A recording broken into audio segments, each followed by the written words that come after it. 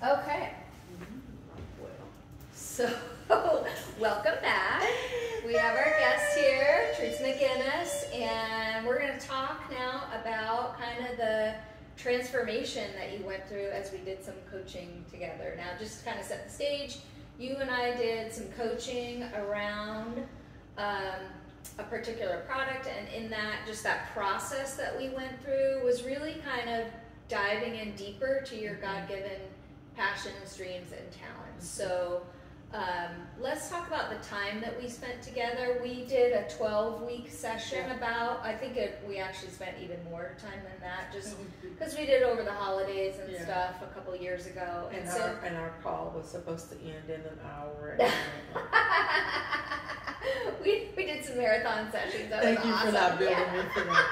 It was awesome. So talk to me about like just the process. Like, what was your experience? What did you go through? What? Yeah, let's just talk about that. It's a ball of emotion. Mm. A huge ball of emotion. Because, a lot of it, I didn't understand. I didn't even understand what was happening with me. Okay. I was just like, I don't know why I'm feeling this or experiencing this. Because I'm not sure where this comes from. Yeah. But more than anything, one thing I learned, probably more than anything, is you were able to put into words a lot of the things I was feeling. Mm-hmm. I just didn't have words. Yeah. I didn't have the words. I didn't have, the sentence or paragraph structure. Yeah. And I was like, that's right. And through a series of you asking me, so is what you're saying is you felt like you were not loved? Yeah. Or are you saying that you felt disrespected? Mm-hmm. Or how did that make you feel? Yeah. And it made me have to think. I was like, I don't even know if I want to talk about this with you. Yeah. Yeah. But I remember did some of have those to. moments. Yeah. Oh gosh. You weren't supposed to say that, No. But what was interesting is that you and we were hanging out one time when you and I very first met. And we had a very brief conversation. Like, I think we were swimming in our pool, and you looked at me and you're like, I'm pretty sure you're supposed to mentor me. What do you think? Like, right on the spot. And I was like, oh, okay, well, let's talk about that. And so one thing I noticed about you is at the top of the one thing I noticed about you is that it's really key, is like you were interested and hungry and willing to do something different. Yeah. I've always had just like something inside me that says more, more. And for the longest time, I thought, oh, I just have an addictive personality, so I'm gonna latch on. That's a phrase. That's funny. I don't see that about you. I picked that up somewhere. I was like, that's dumb. Yeah. I do not. Like, you go jump off the bridge. Yeah. We just hand that back to you. Life insurance, please. Teresa McGinnis. No, I'm kidding. But, I mean, I remember saying in my life, God, make me teachable. Oh, yeah. Help me to learn. Mm-hmm. I want to know. Yeah. I want to know.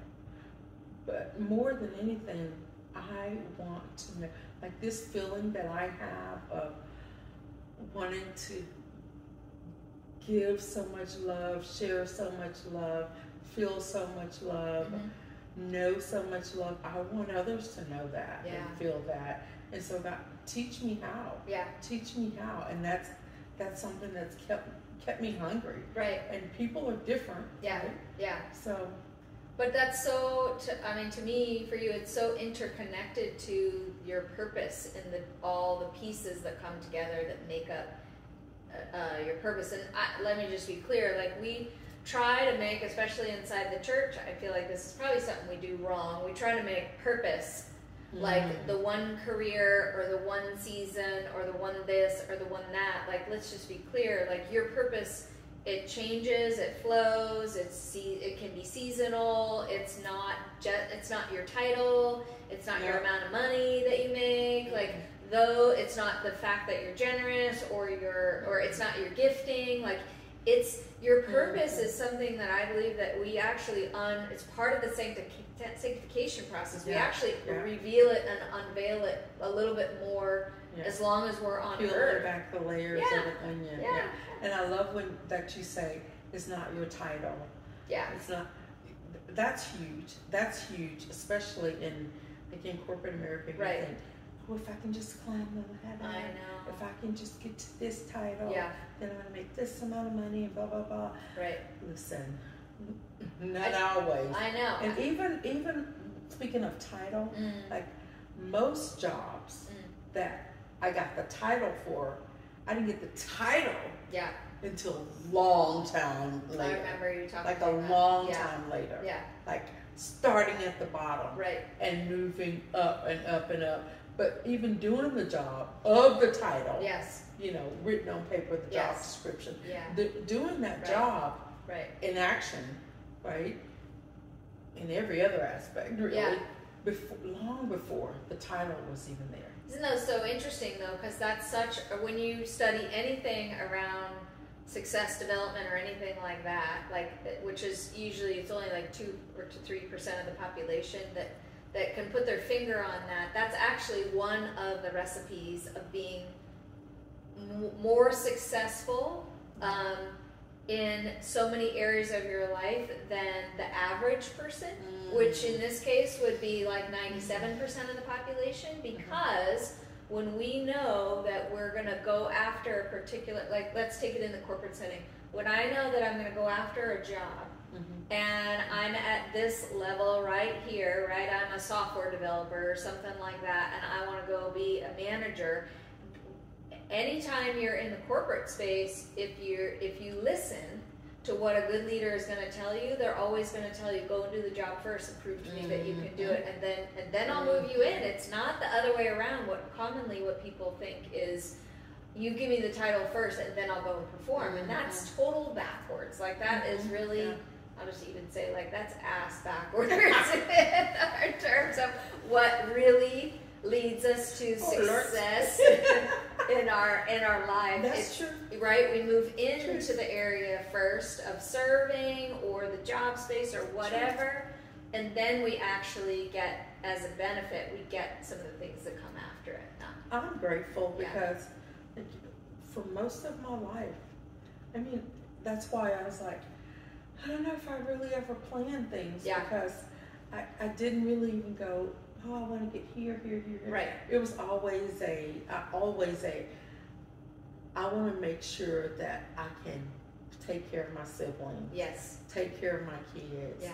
Or I need to make sure that I don't have to depend on someone for this, and this. Yeah. Or I know that I'm not going to be able to fall back on parents or whatever. Like, so I'm going to have to.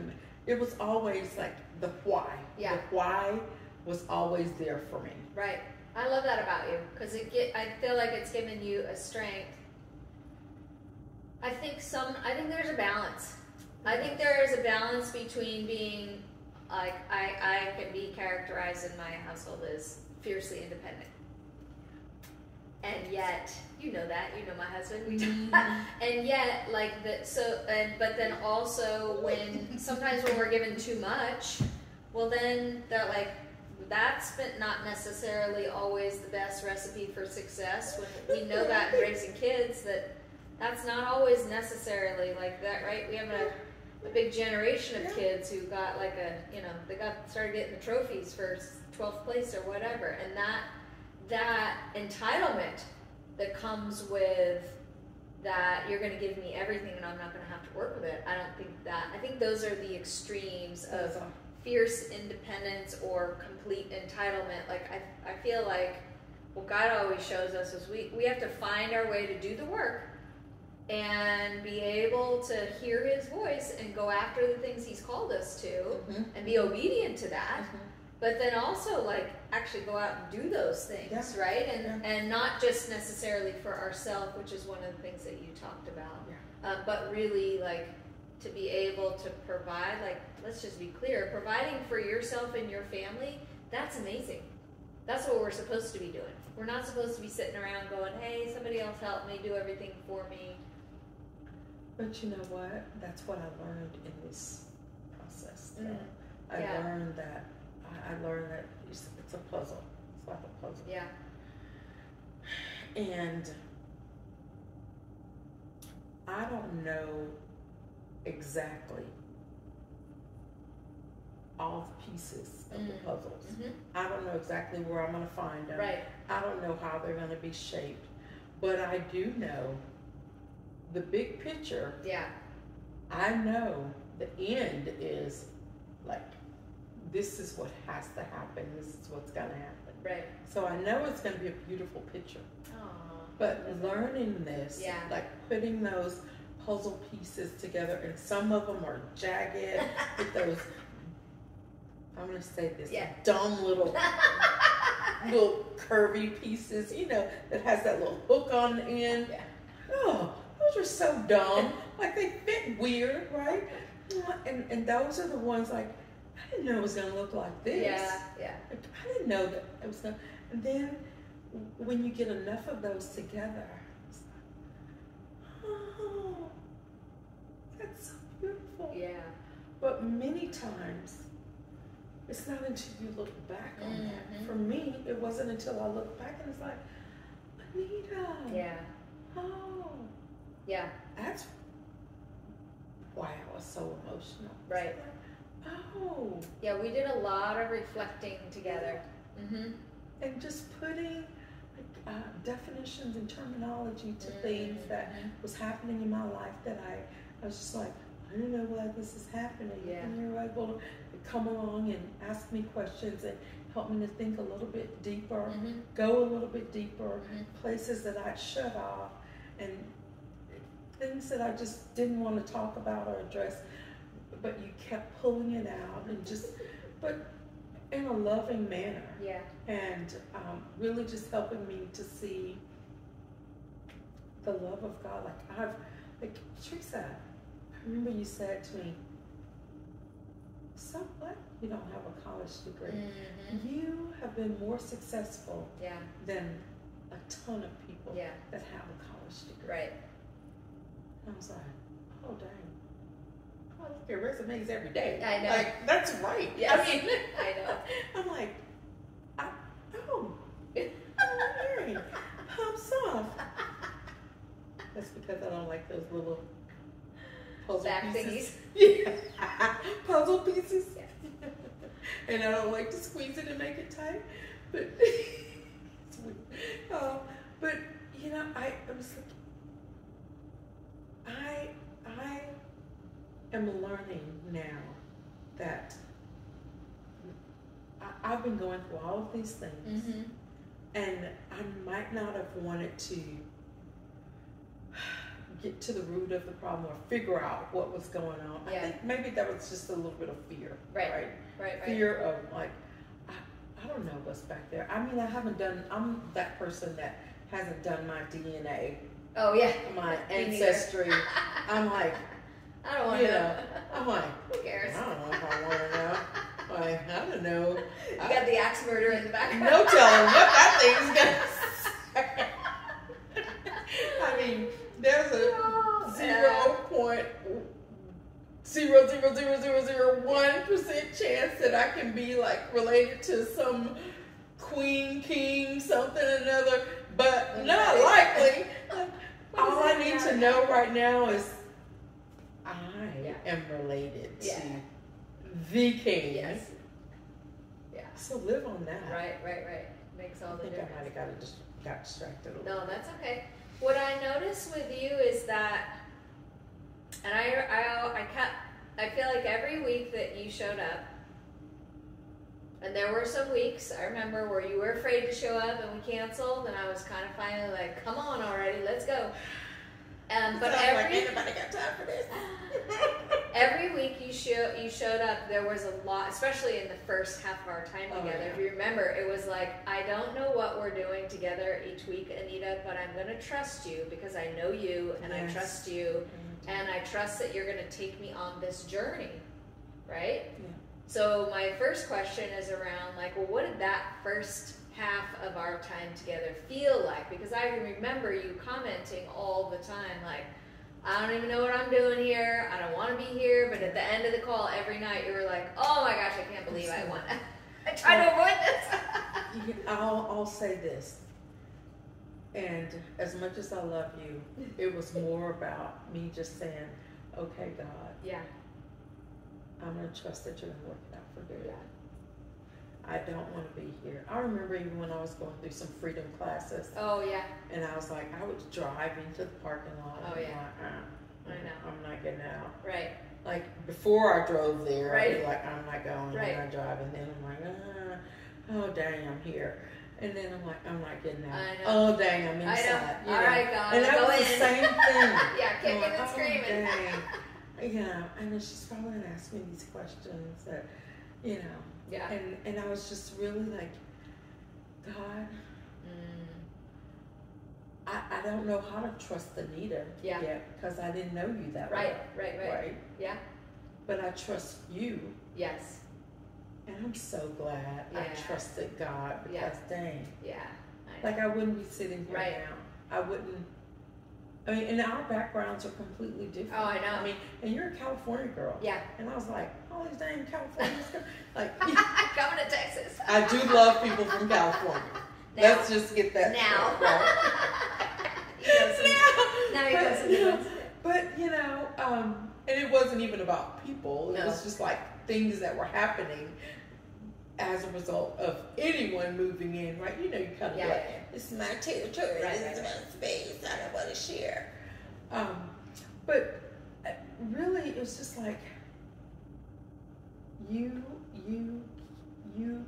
were steady, you were persistent, you were like, hey, you know, so, well, if this time doesn't work out for you, how about this time? Yeah.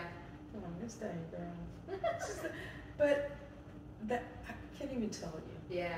I can't even tell you. Yeah. How much that meant. I remember a time in my life where I was working a nighttime position as a CNA, and I would get off of that position early in the morning, and I would go to the gym and work out, but I really went to the gym so I can shower and change clothes. Oh, right. To go to my daytime accounting position. Right. And I remember just going, no one knows, no one sees me. No one knows what I'm having to go through.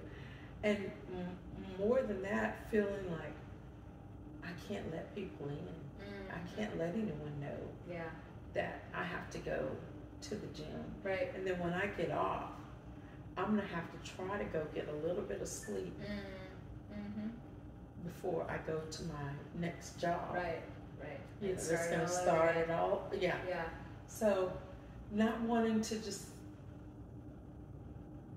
Yeah. And I can't. Hey, yeah, I would love to go out with you guys, but that's not going to happen. I'm just like, no, I'm sorry, I can't. Yeah. And I remember even telling myself, like, I don't want to lie about it. So it's just like never being vague, never giving anyone a reason why. And they're just like, Teresa's not going to go hang out. Teresa's like, she's so straight. And I'm like, if you only knew. It's not, it's just because I can't. I got something else.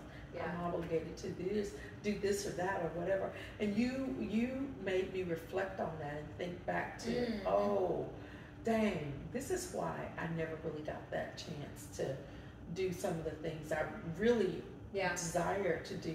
And now I'm able to live out loud. Yeah.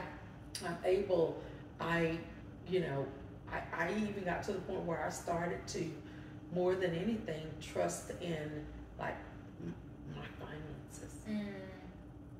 that's huge. Right? Like I know. growing up, being poor, Mm-hmm. and then getting to a point where I can help my family. Mm-hmm. Mm-hmm. I can pay bills for Yeah. my family. I can help them get things that Yeah. we weren't able to get. Right. I can buy gifts and Yeah.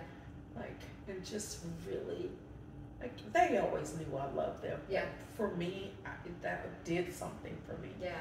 And starting to have more trust in that than anything, and then just starting to build like I don't care what anyone thinks or says, because I got this and I can do this and I Yeah. can, like, before I knew it, off on this track, but not really even knowing Oh, right. what that meant or what that was doing to me. Mm-hmm. Yeah, I remember you saying one time that we together made a safe space. Mm-hmm. It was safe. It was safe for me to talk to you about all the junk Yeah. and not feel judged. No, yeah. I remember a few ladies like early on in my walk that did that for me. You don't have any Kleenex. Oh, I'll get you some. I use the edge of your shirt. What did you say? No. Did you say no? I didn't. Be like the woman that wiped Jesus' feet with her hair. You can use my hair.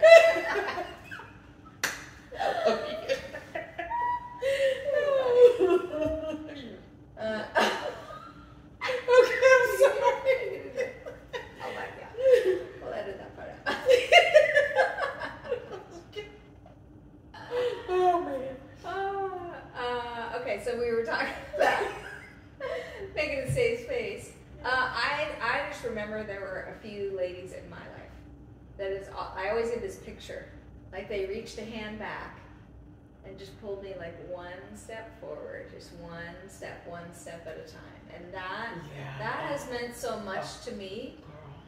To be able to do that for other ladies and in all areas of my life, but specifically in a coaching environment, a coaching relationship, because a coaching relationship, like we invest in a coaching relationship to invest in ourselves so that we can go beyond what our mindset currently is, because we've taken ourselves as far as we can go on our own, and we can't without other people. And sometimes we do that with our girlfriends, but there's something unique that happens when you invest in yourself and you pay for coaching, because then you show up differently, you're willing to be transformed. Yeah, I'm paying for this, so I better go and get something out of it, for sure. And so just to be able to have that, remember you saying over and over again, like, thank you for creating a safe emotional space.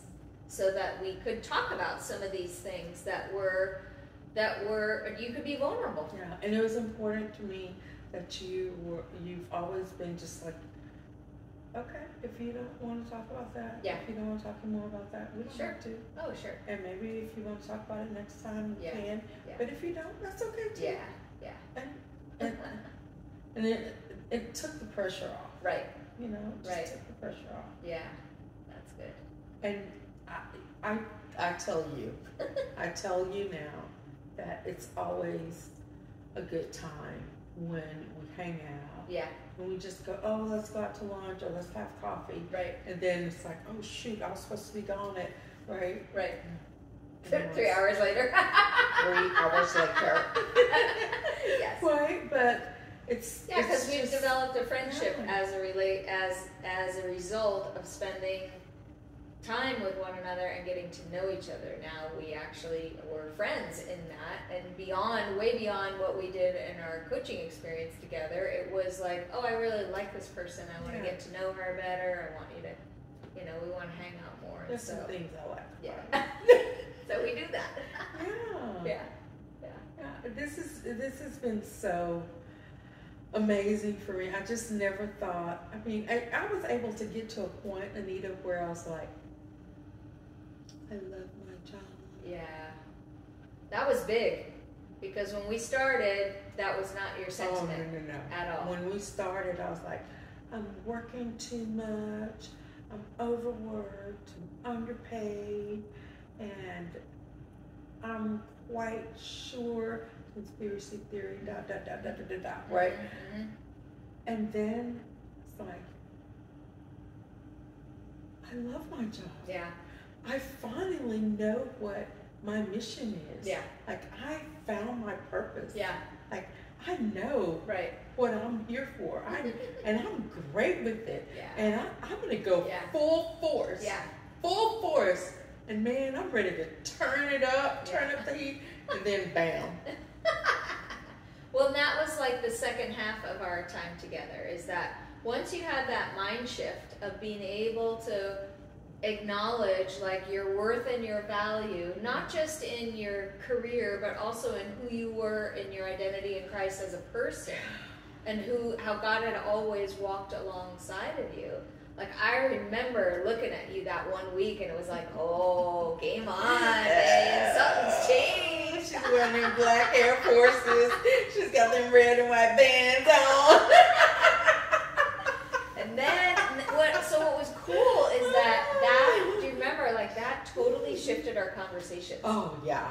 We were, from there, it was like we were in flow mode. I mean, it was like, so good. It's like, all those big words you use, I got them too. Yeah. And then if I don't, it doesn't even matter. Yeah. Because Yeah. I'm confident in my lane. Yes. I'm confident in my lane. Yeah. I don't, before I was just like, okay, if I'm going to go into a meeting, I mean, people would talk to me on the phone. Yeah.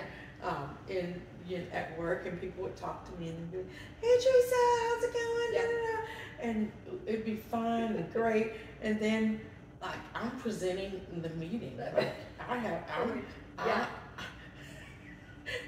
am giving the presentation. Right. And then they're like, can you fill my coffee, please? Oh, yeah. I'm the help. I'm like, okay, sure. And then I get up to present, and they're like, oh, you're Teresa McGinnis? Yeah. Yeah. I remember times like that, right? I know. And I don't know what that did to me. It did something to me. Yeah. I allowed it to trigger something. Sure. Whatever. Mm-hmm. But what I learned through this process, I started to go, no. Yeah. I'm giving the presentation, Mm-hmm. but I can give you your coffee. Sure. Too. Oh, sure. And I'm okay with that. Yeah. I'll serve you. I'll serve you. Yes. As a matter of fact, let me give you your coffee before you ask. Yeah. This is what now it helped me to go. I'm confident in my lane. Yeah. Now I don't even want to look over there in your lane and see that you got the flashy shoes or whatever it is. Yeah. I'm just thinking of a track No. lane, right? Isn't that so good? I feel like sometimes as women, we are conditioned, I'll use that word, And we compare. right? We condition ourselves to say that even though this is my lane over here and that's your lane over there, look over all the time going, oh, well, hers looks different, her outfit looks different. I wish I was as skinny as Her her. house looks different, all those kinds of things. And let's just say, ladies, like that's going to be the bane of your existence. That's what's going to Don't do it. shut you down faster Don't than do it. anything. Or so there's that comparison, but there's also like I grew up in a household of girls, and there was competition. Yeah. There was a ton. Like I remember growing up in an environment where we grew up in totally a performance household. Like if we did the things, That's what the world as is in all all about. respect to my parents, but this was my interpretation of it, is that when we did the things they wanted, then we got loved. And so, and that has, when I say that, that actually freaks people out sometimes, because it's a performance mentality that says you get loved when you perform in the way that I ask you to. Oh, dang. And so, right, and then we're in, then you and I, we're in successful positions in corporate America. We're killing it in our jobs, but we're competing with all these other men, all these other women, and it's more performance and more stress and more stress. Yeah, all the things. right, and it's more like write your own review and tell me how good you are and show me your things that you're following on social media these days and all that nonsense. You have to self-review before your actual review. Right. Like, why I gotta do a review of myself? Like, you get paid to do that. No, but the whole idea is